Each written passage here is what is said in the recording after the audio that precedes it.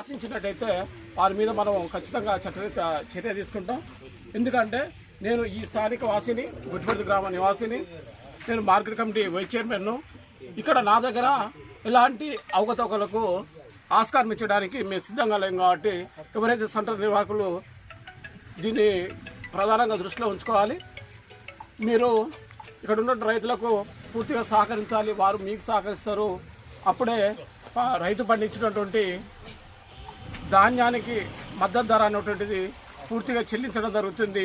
ఇక్కడ గవర్నమెంట్ ఇచ్చినటువంటి మద్దతు ధర మనం చూసినట్టయితే గ్రేడ్ 1 వాటిని చూసినట్టయితే మనకు 23-20, గ్రేడ్ 2 కనుక చూసినట్టయితే 2300 రూపాయలు ధర నిర్ణయించడం జరిగింది. ఇలా రాష్ట్ర ప్రభుత్వం కాంగ్రెస్ ప్రభుత్వం ఏర్పడిన తర్వాత మహిళలకు మనం ఏ పథకాన్ని తీసుకున్నప్పుడు కూడా మహిళల్ని ముందు పెట్టి ఇందిరమ్మ ఇండ్లే అనుకోండి, లేకుంటే గ్యాస్ సిలిండరే అనుకోండి, ఏది చూసినా కూడా మరి రాష్ట్ర ముఖ్యమంత్రి వర్యులు యనమల రేవంత్ రెడ్డి గారు మహిళా పేరు మీద అభివృద్ధి, మహిళలైతేనే ఆ ఇల్లును చక్కదిద్దుతారనేటువంటి ఒక ఆలోచన విధానంతో వారికి ఈ బాధ్యతను మనం ఇవ్వడం జరుగుతుంది.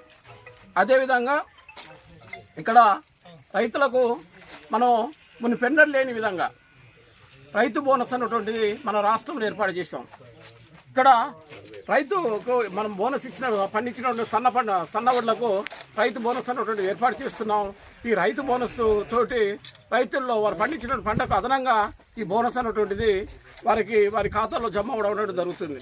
అదే కాకుండా రైతులకు మనం 2 లక్షల రూపాయల రుణమాఫీ ఏకకాలంలో గత బీఆర్ఎస్ ప్రభుత్వము 10 సంవత్సరాల కాలంలో ఒకసారి చేసినట్టయితే కాంగ్రెస్ ప్రభుత్వం ఏర్పడ్డ 5-6 నెలల కాలంలోనే మనం రైతుకు 2 లక్షల రుణమాఫీ అనేటువంటిది ఏర్పాటు చేయడం జరిగింది.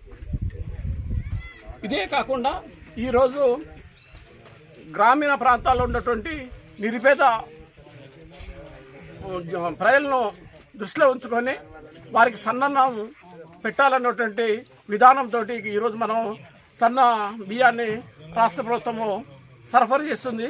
ఈరోజు పేదవారి ఇళ్లలో కనుక చూసినట్టయితే ఒక సంతోషదాయకమైనటువంటి విధానం మనకు కనబడుతుంది. మన పెన్నడు కూడా ఏ ప్రభుత్వం కూడా చేయలే. ఇలా కాంగ్రెస్ ప్రభుత్వం కనుక చూసినట్టయితే బీదలకు సంబంధించినటువంటి వారికి కూడా సన్న బియ్యం సన్న అన్నం అందించాలన్నటువంటి ఆలోచనతో రాష్ట్ర ప్రభుత్వం ముందుకు పోతుంది. కాబట్టి దీనికి ప్రజల నుండి కూడా మంచి మద్దతు వస్తుంది. ఈ విధంగా చేస్తున్నటువంటి కాంగ్రెస్ గవర్నమెంట్కు, కాంగ్రెస్ ప్రభుత్వానికి మన అందరం కూడా చేదుడు వాదుడుగా ఉండాలి.